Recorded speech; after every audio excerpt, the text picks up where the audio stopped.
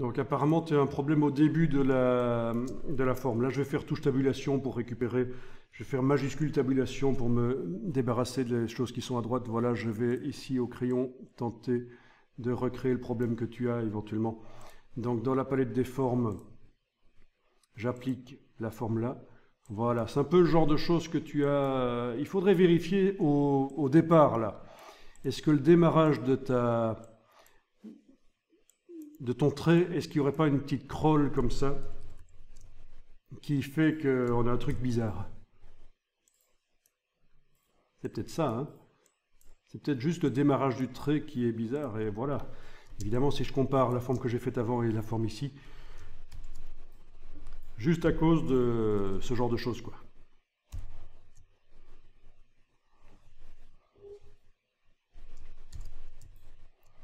Donc dans ce cas-là, avec la plume, il faut aller supprimer des points éventuellement. Avec la plume moins, je veux dire. La plume moins. Voilà.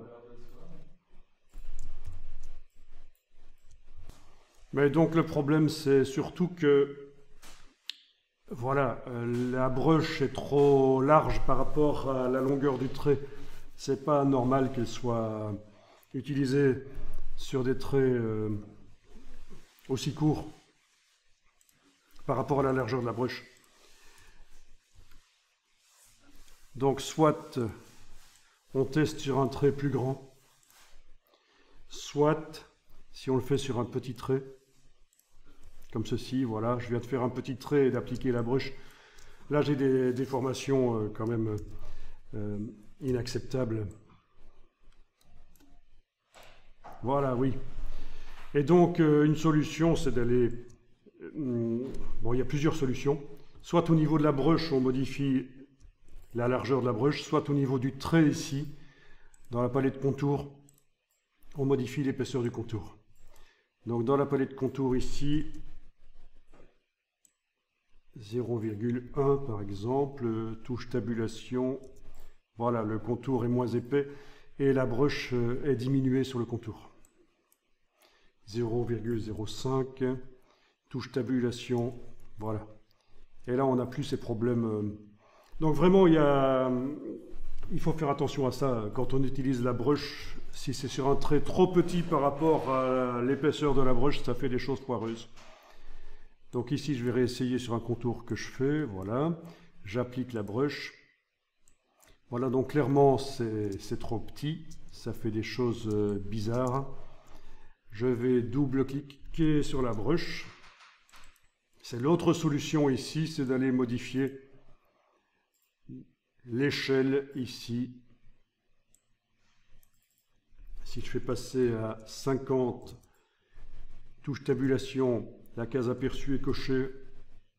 Donc on voit directement derrière ce que ça donne. Je vais essayer 20. Voilà. Ok, là ça commence à donner des choses bien, quoi. Et en fait, tout le problème vient du fait que aussi la broche, là je vais annuler la modification de la broche que j'ai faite. Tout le problème vient du fait que la broche est fort grande, quoi. Par rapport à ma page, c'est une broche fort grande. En fait, quand on amène la broche dans la palette des formes, il vaut mieux que elle soit à la dimension à peu près à laquelle on va l'utiliser.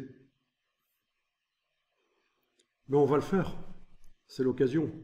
Faisons ça. On va faire la même broche que ça, mais en plus petit. Plus adapté à un format normal de page. Quel est le format de cette page d'ailleurs? Si j'active l'outil plan de travail, je vois dans les options ici 35 cm sur 28. D'accord? En activant l'outil plan de travail, on voit la taille du plan de travail. Et donc on peut dire que c'est un plan de travail de taille normale. C'est pas comme si c'était 3 cm sur 4 ou 350 cm sur 400. C'est une page normale. Il faut savoir que Illustrator est optimisé pour des pages de taille normale. De l'A4, du format lecteur, du format A3, voilà. Mais dès qu'on commence à utiliser les outils Illustrator d'une manière générale sur des toutes petites pages ou des très grandes pages, ça ne réagit pas tout à fait comme ça doit. Ok, donc là, je réactive la flèche noire. Ces choses-là, c'est ce qui nous a servi à faire la broche au départ, donc avec les étoiles, avec un contour dont on peut modifier l'épaisseur. Donc c'est vraiment ce qui nous a servi au départ à faire la broche. Mais en fait, c'est pas ça qui m'intéresse, c'est la version avec le raccord. On va aller la rechercher. Où est-elle? Elle est là, je pense. Voilà, c'est ça. Oui, oui, c'est ça en fait. C'est ce qu'on avait été chercher dans la palette motif. Donc avec le raccord correct gauche-droite, les contours décomposés, c'est ce qui vient de la palette nuancier en fait, c'est le motif. Bien. Et donc c'est ça qu'on avait amené tout à l'heure dans la palette forme pour faire notre forme, et donc c'est trop grand. Tiens, si je le ramène sur ma page, je vais voir quelle taille ça a. Voilà. Oui, par rapport à la page, voilà la taille que ça a. Et donc l'idée c'est de le faire plus petit, avant de l'amener dans la palette des formes. Comme ça, je ne devrais pas jouer sur l'épaisseur des contours, ni sur la taille fixe dans les options de la forme. Donc avec l'outil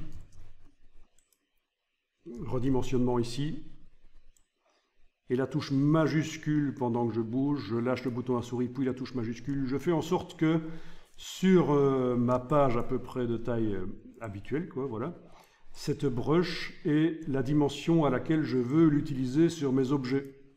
Et donc une brush, je pense que c'est plutôt ce genre de dimension qui nous intéresse. Voilà. D'accord? Voilà, et si j'amène ça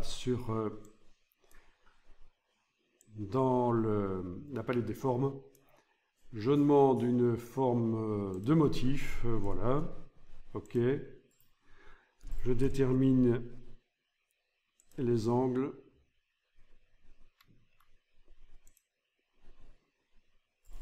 Ok. Là, voilà. On n'a pas l'impression, on voit pas la taille en fait, hein, on a l'impression que c'est vraiment la même que la précédente, mais c'est quand même très différent. Ici, la différence, c'est que quand je prends le crayon, je fais un trait et je la mets dessus, j'ai pas le problème de déformation excessive de la brush. Voilà. Je peux même faire des petits traits de crayon, mettre dessus, ça marche quand même dans une certaine mesure. Ça marche.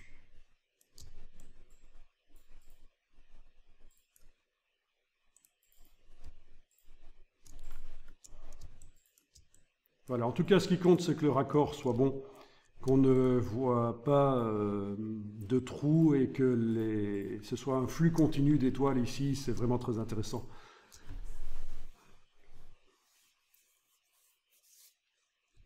Après, au niveau de la colorisation, on pourra coloriser, bien sûr, si c'est pour une utilisation avec de la couleur.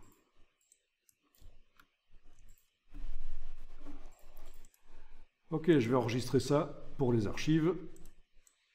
Et la suite, on va aller chercher un clip art, le vectoriser et en faire une brush de motifs, en passant d'abord par la création d'un motif Illustrator pour créer le raccord. Ensuite, on verra comment on peut utiliser le style graphique qu'on a vu tout à l'heure avec la branche et les feuilles pour rapidement le modifier, faire une mise à jour des formes, plutôt que parce qu'il y aura un travail de création de lettrines personnelles, et plutôt que de tout refaire depuis le départ, on peut utiliser quelque chose qui existe, donc tu verras à ce moment-là.